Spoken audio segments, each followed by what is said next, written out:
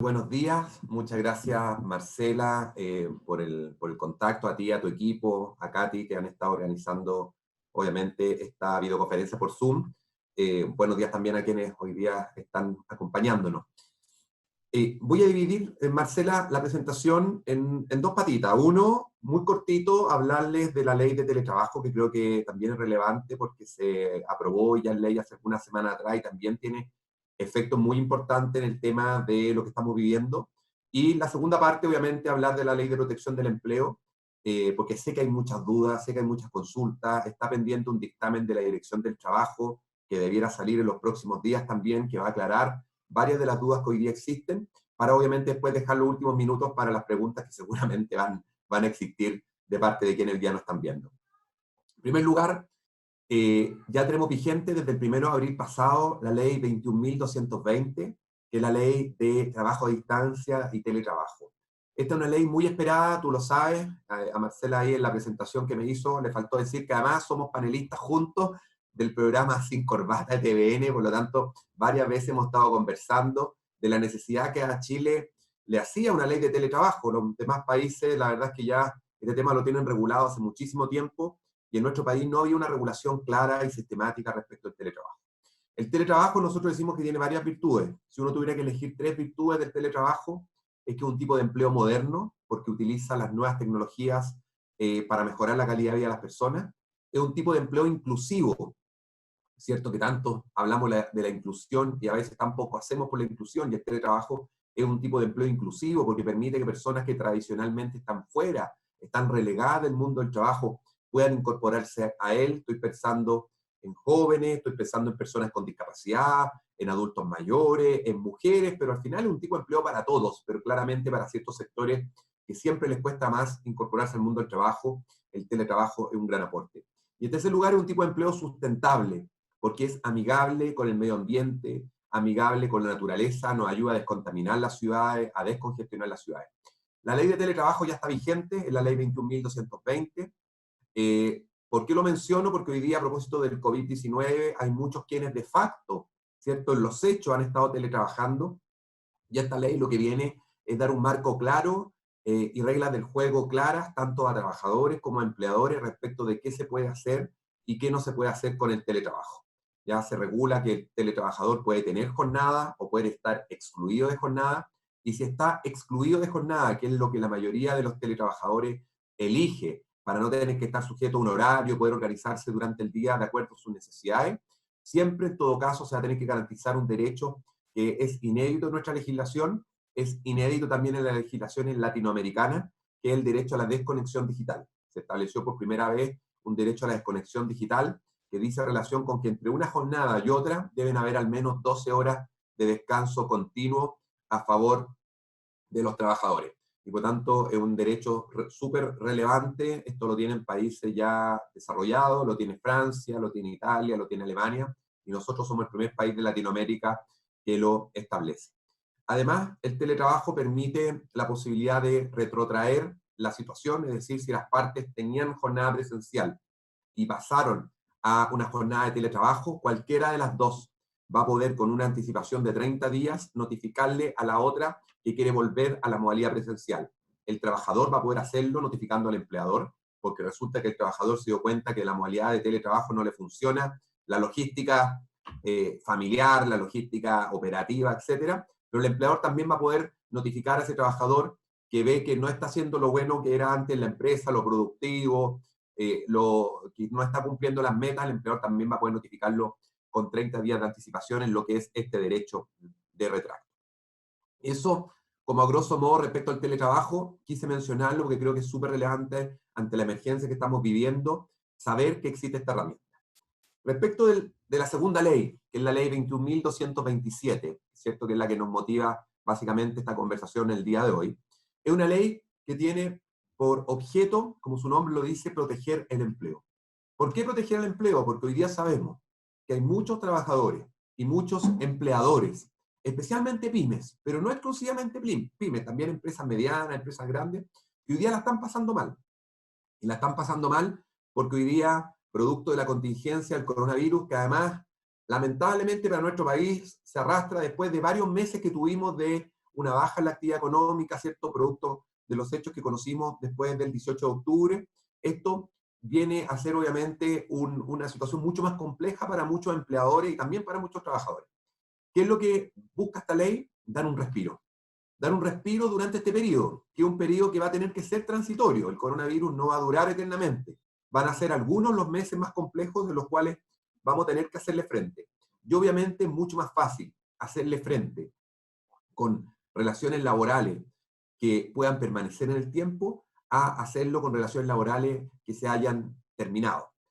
Sabemos que un trabajador que hoy día pierda el trabajo va a quedar en una total indefensión, va a quedar en una total precarización, y después a ese trabajador o incluso al empleador que hoy día bajó su nivel de venta, bajó su nivel de producción, volver a recuperarse es mucho más complejo cuando obviamente no tiene relaciones con sus trabajadores.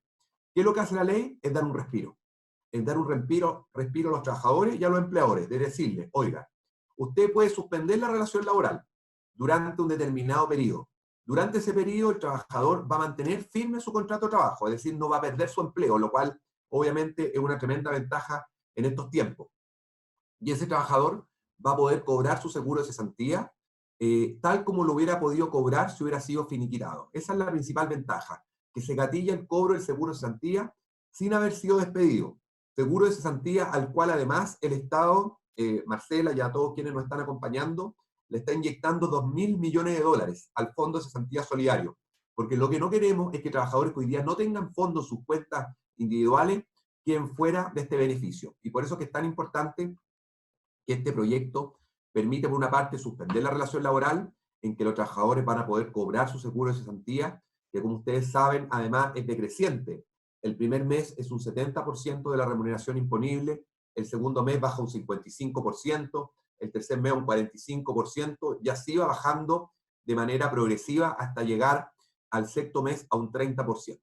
Sin embargo, para los trabajadores que tengan menores ingresos, se ha establecido en la ley una tabla distinta, una tabla diferenciada, porque precisamente sabemos que esos trabajadores de menores ingresos, y la ley toma por menores ingresos aquellos que tengan ingresos menores a 500.000 pesos brutos, van a tener una tabla distinta. A modo de ejemplo, aquellos trabajadores que hoy día reciben el ingreso mínimo, en vez de recibir 70% el primer mes y pasar al segundo mes a 55% y después a 45%, como es la regla general de los trabajadores con el ingreso mínimo durante los 3 primeros meses van a poder percibir un 70% de su remuneración imponible como cobro del seguro de cesantía. Y por lo tanto, esto viene a dar un respiro a los trabajadores durante este periodo. Para los empleadores también es un tremendo respiro, especialmente aquellas pymes. Sabemos que hay muchas empresas que hoy día la están pasando mal. Sabemos que hay muchas empresas que hoy día no tienen caja, no tienen liquidez y que han hecho enorme esfuerzo por no despedir a sus trabajadores. Para las empresas también esto va a ser un respiro porque van a poder obviamente suspender la relación laboral. Como el trabajador no va a estar prestando servicio, el empleador no va a pagar remuneración y por tanto va a tener un ahorro importante en términos del costo de la planilla, pero el empleador sí va a tener que pagar solo durante este periodo de tiempo que dura la suspensión las cotizaciones de los trabajadores. ¿Por qué? Porque lo que no queremos es que el trabajador, además de no recibir su remuneración íntegra, quede con lagunas previsionales, con lagunas de seguridad social en sus cotizaciones. Porque, por ejemplo, si no se le cotizara salud y ese trabajador se enferma, a propósito, por ejemplo, de la pandemia del coronavirus, podría no tener acceso a licencia médica o a subsidio por incapacidad temporal, podría no tener acceso a que le paguen esa licencia. Y por tanto no queremos que obviamente el trabajador quede en esa indefensión y el empleador va a tener solo la responsabilidad de pagar cotizaciones durante el periodo que dure la suspensión, pero no va a tener que pagar la remuneración, que sabemos que en muchos casos es el mayor costo que tienen las empresas para operar. Esta suspensión puede tener dos fuentes de acceso, ya sea por acto de autoridad o por mutuo acuerdo de las partes. Por acto de autoridad es cuando es la autoridad la que dice que determinados rubros, determinados sectores, determinadas empresas o determinadas áreas geográficas debe cerrar, ¿cierto? Y hemos conocido distintas resoluciones de autoridad durante estas últimas semanas. Para aquellos que tienen dudas si su empresa, si su rubro, si su área de actividad económica está dentro de estos actos de autoridad, pueden revisar la resolución número 88 que emitimos la semana pasada en conjunto en la Subsecretaría de Hacienda con la Subsecretaría del Trabajo, donde detallamos todas las resoluciones que han habido de autoridad desde la declaración del estado de catástrofe. Esto es desde el 18 de marzo a la fecha. Pero no solo por acto de autoridad puede suspenderse el contrato de trabajo, y esto es importante que las personas lo sepan, sino que también por acuerdo de las partes. En aquellos casos en que no haya acto de autoridad, las partes, el empleador, ya sea individualmente con sus trabajadores o con sus sindicatos, va a poder pactar una suspensión de los contratos de trabajo de manera de también hacer frente a este periodo que obviamente es un periodo complejo. Esta es la alternativa, Marcela, y a quienes nos están viendo, de la suspensión. Pero la Ley de Protección del Empleo tiene otra alternativa que también es muy interesante, que es la alternativa de la reducción de jornada. ¿Por qué? Porque sabemos que hay empresas que tienen que seguir funcionando, u otras que, si bien no hay una obligación que funcionen, quieren seguirlo haciendo, pero en la práctica lo que ha ocurrido es que les ha bajado el nivel de venta. No al punto de tener que suspender la relación laboral y cerrar, porque esto es importante también aclararlo. Un trabajador con la relación laboral suspendida no puede prestar servicios para ese empleador. Si llegara a prestar servicios estando con relación laboral suspendida, hay sanciones muy gravosas, tanto para el trabajador que incumple, como especialmente para el empleador. Acá hay sanciones que pueden llegar a la pena de presidio menor en su grado máximo, es decir, hasta 5 años de cárcel. ¿Por qué? Porque lo que no queremos aquí son los abusos. No queremos que empleadores con trabajadores se pongan de acuerdo para ocupar beneficios que son de todos, que son los beneficios del seguro de cesantía, para obviamente burlar ciertos derechos laborales, y en consecuencia que hay sanciones muy gravosas para aquellos que incumplen esta norma. Pero como decía, hay aquellos trabajadores que también pueden seguir trabajando, aquellas empresas que obviamente quieren seguir trabajando, pero a una menor dotación. Y ahí está esta segunda parte del proyecto, que es la alternativa de reducir la jornada de trabajo. ¿En qué consiste? Que empleador y trabajador, ya sea individualmente o por medio de sindicato, van a poder disminuir la jornada de trabajo hasta en un 50%. El trabajador obviamente va a recibir de parte del empleador la jornada trabajada, que es un 50% de su jornada ordinaria, pero para que la remuneración del trabajador no se vea tan afectada, el empleador, para que la remuneración del trabajador no se vea tan afectada, el seguro de cesantía le va a poder complementar su remuneración hasta en un 25%. Me explico. Un trabajador puede trabajar la mitad, pero va a recibir un 75% de su remuneración, un 50% de cargo del empleador y un 25% de cargo del seguro de cesantía.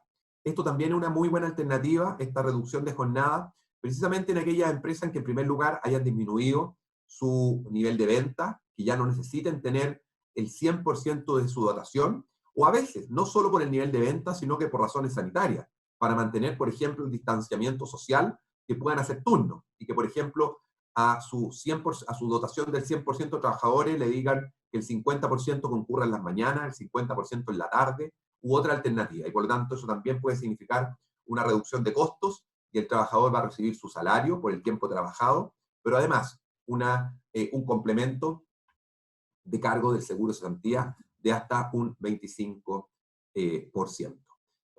Para ir terminando y dar lugar, si quieren, a las preguntas, en respecto de la Ley de Protección del Empleo, varias cosas importantes. Primero, se permite algo que no es normal en nuestra legislación, pero que lo establecimos acá, que es que esto opera con efecto retroactivo.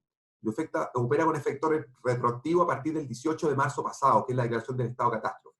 Por lo tanto, no obstante no haber estado vigente la ley durante el mes de marzo, después del 18 de marzo, igual podrá aplicarse si es que se dan los requisitos que la ley establece, por ejemplo, un acto de autoridad para suspender el contrato de trabajo. Lo otro importante, aquellas empresas que hayan despedido trabajadores después del 18 de marzo, pero que no hayan firmado finiquito laboral, en virtud de esta ley van a poder, de común acuerdo, dejar sin efecto esos despidos.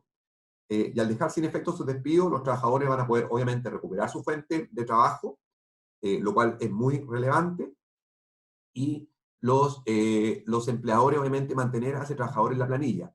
Y por lo tanto, para aquellos empleadores y aquellos trabajadores que hayan terminado la relación laboral después del 18 de marzo, pero que no hayan firmado finiquito, y sabemos que son muchos los que no han firmado finiquito, pueden, de común acuerdo, dejar sin efecto ese despido y acogerse a esta nueva ley, lo cual también es una tremenda noticia.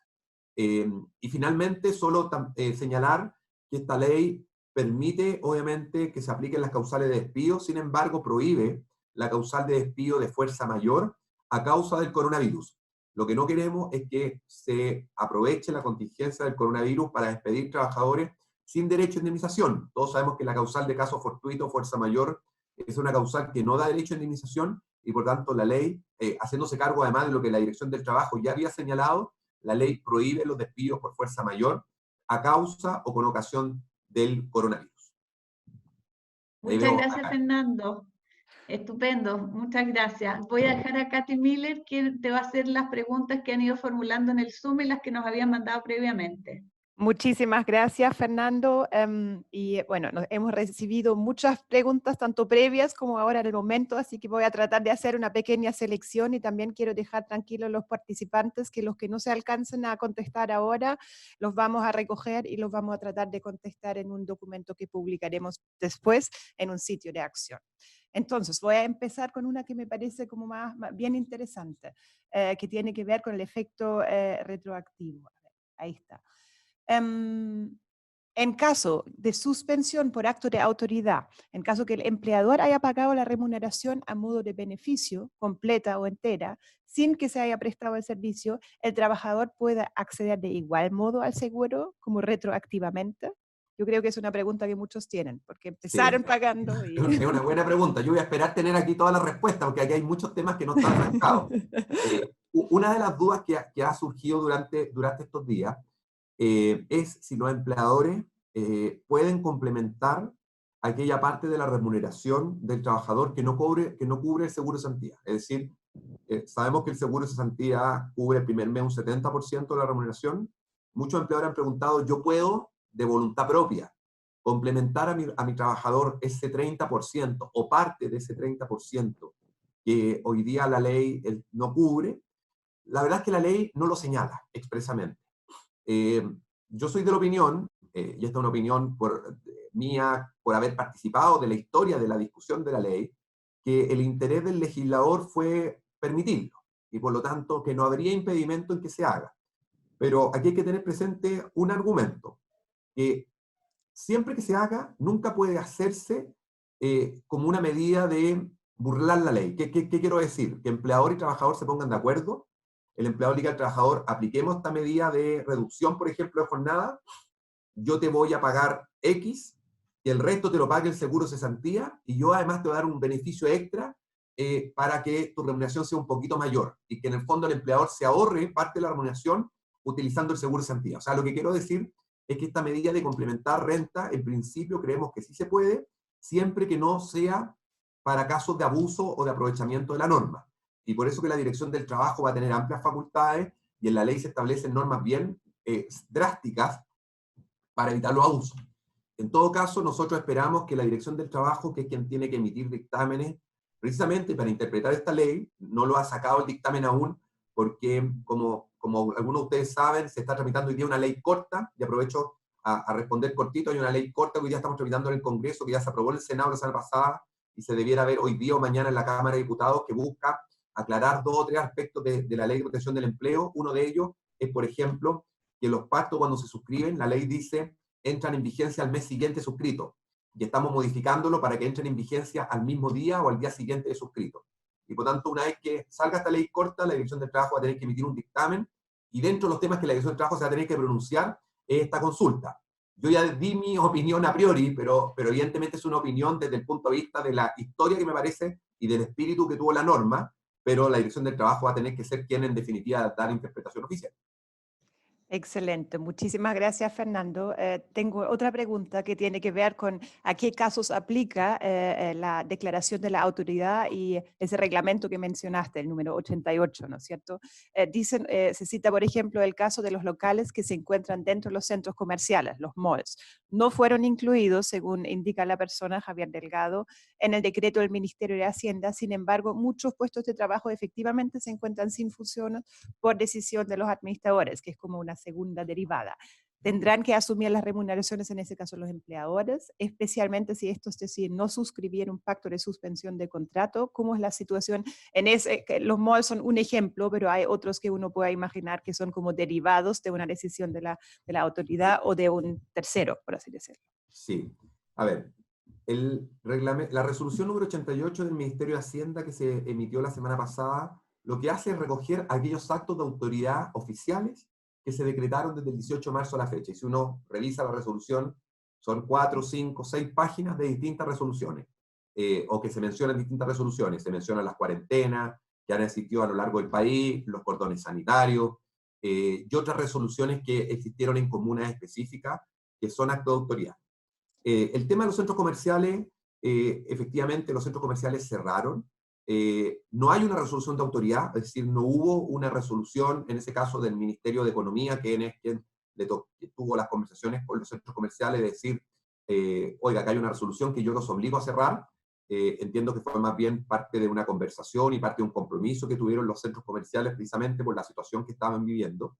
Y por tanto, en ese caso, se va a requerir obviamente el acuerdo de voluntad de las partes, salvo que se interprete que efectivamente hubo aquí alguna decisión de la autoridad. Yo entiendo, y por eso que nosotros cuando sacamos la resolución con la Subsecretaría de Hacienda, nos circunscribimos en las resoluciones que hubo de la autoridad sanitaria. En el caso de los centros comerciales o de otros que pueden haber, al no haber una resolución concreta de la autoridad, no fueron obviamente incluidos, y eso va a significar que se requiera el acuerdo obviamente de las partes para poder acogerse a esta ley, salvo obviamente que se pueda por parte de los locales comerciales, etcétera, poder hacer algún requerimiento a la Dirección del Trabajo para que tenga una interpretación obviamente distinta al tema. Ok, muchísimas gracias. Ahora una pregunta más específica sobre la obligación de pago de las cotizaciones obligatorias. Vicente Fernández pregunta, ¿son todas las cotizaciones obligatorias las que se calculan al 50% y la excepción es el no pago de la cotización del Seguro Social de la Ley de Accidentes Laborales? ¿Es correcto eso? A ver, sí, buena pregunta, es correcto, pero eso se está cambiando con la ley corta. Efectivamente, como quedó la ley, establece que todas las cotizaciones se pagan al 50%, salvo la ley de accidentes del trabajo y enfermedades profesionales, cuya cotización no se paga, es decir, es 0%, que es lo que plantea la persona que está escribiendo. ¿Qué se está cambiando? Se está estableciendo que la cotización de salud sea de un 100% y que la cotización solo de pensiones sea de un 50%, pero con la posibilidad de diferir su pago en 12 meses, manteniendo en 0% la cotización de la ley de accidentes del trabajo y enfermedades profesionales. Por lo tanto, lo que estamos haciendo en la ley corta es incrementar la cotización de salud, que quedó en un 50%, y quedó más bien por un tema de redacción, porque siempre el espíritu fue que fuera un 100%, que pase de un 50 a un 100, mantener pensión en un 50 y mantener accidente del trabajo en un 0, y en un 0 porque no tiene sentido que se cotice por por accidente del trabajo o enfermedades profesionales, circunstancias que si la persona está con relación laboral suspendida, no está trabajando, y por tanto el riesgo de accidente del trabajo o enfermedad profesional no existe. Perfecto. Claro, eso fue justamente otra pregunta. Durante la suspensión de la relación laboral, ¿opera la cobertura de la mutualidad? Evidentemente no, porque la persona no está... Está la relación laboral suspendida. Claro, perfecto. Ahora, una pregunta respecto a la reducción de la jornada. Felipe de Pujadas pregunta, ¿en la ley de reducción de jornada aparece como posible en determinados casos y no como algo en general? En todos los medios de comunicación, sin embargo, aparece como general, pero en la ley se establecen casos taxativos. ¿Qué ocurre en ese caso? ¿Cómo es la situación? Sí, tiene razón Felipe. Efectivamente es para casos específicos. A lo mejor el tratamiento que le han dado los medios no entra en el detalle, pero efectivamente el artículo 8, si no me equivoco, de la ley establece ciertos requisitos específicos para poder acogerse a la reducción de jornada. La reducción de jornada, a diferencia de la suspensión, no basta solo el mutuo acuerdo de las partes, requiere que la empresa se encuentre en alguna hipótesis. Por ejemplo, que haya disminuido sus ventas en al menos un 20% en los últimos 3 meses comparado con 3 meses del año anterior, o que esté en un proceso de insolvencia, o que esté en un proceso de renegociación, o bien, y esta es una causal más amplia, la letra D, que producto de la situación del coronavirus, la empresa haya tenido que, por ejemplo, establecer sistemas de turno, organizarse de otra manera, y ahí, evidentemente, la letra D es una causal un poquito más genérica en la cual se puede utilizar, pero siempre entendiendo, y lo decía muy bien Felipe, que lo veo ahí en pantalla, que no es una causal general y que en consecuencia no se puede aplicar si no se cae dentro de los requisitos que se establecen. Perfecto, muchas gracias por la aclaración. Y ahora una pregunta que, o sea, en realidad una doble pregunta nos llegó de varias partes que tiene que ver con las vacaciones. Si la gente está de vacaciones, puede suspender el contrato, ya sea suspensión automática o por mutuo acuerdo. Y después hay una segunda pregunta relacionada también con vacaciones. Si hay personas de vacaciones y decretan cuarentena, ¿las vacaciones sigan y después lo envío al seguro de cesantía o bien se cancelan inmediatamente y aplica el AFC? Dos preguntas con un tema de fondo. A ver, sí, el tema de las vacaciones. A ver, el tema de las vacaciones es uno de los temas que tiene que resolver el dictamen de la Dirección del Trabajo. ¿Ah? Yo le puedo dar mi opinión, pero que se entienda que aquí la opinión oficial, por así decir, y la interpretación oficial la tiene que hacer la Dirección del Trabajo. Efectivamente, si opera la suspensión por acto de autoridad, las vacaciones debieran interrumpirse. Y después va a estar Jorge, ahí puede a lo mejor tener una opinión distinta, no lo sé cuando nos va a hacer la bajada de la ley, pero yo entiendo que la interrupción de la suspensión va a producir la interrupción del periodo de vacaciones, y por lo tanto, al producirse la interrupción del periodo de vacaciones, va a operar la suspensión por el periodo que se decrete, y terminado el periodo de suspensión, volverán a reanudarse, obviamente, las vacaciones, especialmente cuando hay acto de autoridad, porque cuando hay un acto de autoridad, la verdad es que no depende de la voluntad de las partes el acogerse o no acogerse, es la autoridad la que establece que se opera la suspensión, y es más, la ley dice que opera de pleno derecho, y por lo tanto no establece excepciones a esa suspensión. Y en consecuencia esa sería mi opinión respecto al tema. Claramente este es un tema que obviamente la Dirección de Trabajo también se va a tener que pronunciar, pero me parece que en base a los principios generales del derecho, al haber acto de autoridad, se interrumpe obviamente el periodo de vacaciones mientras dure la suspensión. Perfecto, clarísimo. Otra pregunta sobre el sector de la alimentación, en ese caso. ¿Se pueden realizar suspensiones de contrato en empresas de servicios de alimentación, dada la baja significativa en los servicios a razón de teletrabajo? O sea, claramente no se puede hacer en general el teletrabajo, pero es una industria muy necesaria que siga funcionando. Sí. ¿Cómo es la situación ahí? Buena la pregunta, porque hay empresas que tienen que seguir operando, ¿cierto? Que son las empresas que prestan servicios esenciales. Y ahí surgen algunas dudas. Una empresa que sigue operando por ser servicio esencial, ¿puede igual pactar suspensión respecto a algunos trabajadores?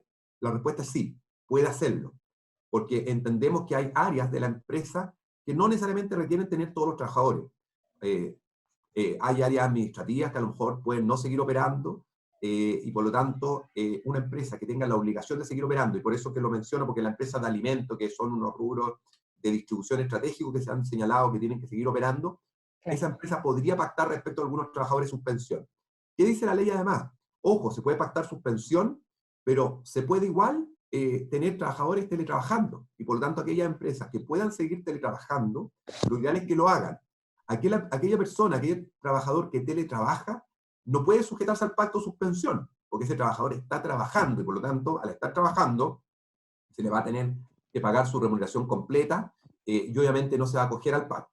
Pero lo importante, Katy, de esta pregunta, y un poco como contexto general, es que esta ley lo que quisimos es hacerla amplia en términos que tú puedas mezclar trabajadores con suspensión, trabajadores con reducción, trabajadores con teletrabajo, es decir, en una empresa pueden darse distintos mecanismos y distintas fórmulas, porque entendemos que no todas las áreas funcionan igual, entendemos que no todas las empresas se requiere que todos los trabajadores sigan prestando servicio, y por tanto esta combinación puede darse, y es parte obviamente de lo que nos preguntaba la persona anteriormente. Buenísimo. Ahora yo creo que tenemos que ir cerrando, ya son las 9:35 casi, yo tengo entendido que usted tendría que ir a las 9:30, así que una última pregunta que tiene que ver con los plazos. ¿Cuándo se pagan las cotizaciones retroactivas correspondientes al periodo del 19 al 31 de marzo? ¿Hay un plazo, hay una fecha ahí estipulado? ¿En qué momento se tienen que pagar? No hay un plazo, las cotizaciones tú sabes que se pueden pagar hasta el 12 del mes siguiente, y por lo tanto es importante que se hayan hasta pagado. Ayer. Sí, hasta ayer. Y lo otro relevante, la ley establece, y esto es muy importante, porque muchos trabajadores nos preguntaban, oiga, mi empleador me declaró las cotizaciones estos últimos 3 meses, pero no me las pagó. ¿Puedo acceder al seguro de cesantía? Y la respuesta es que sí, que basta la declaración, aunque sea no pago.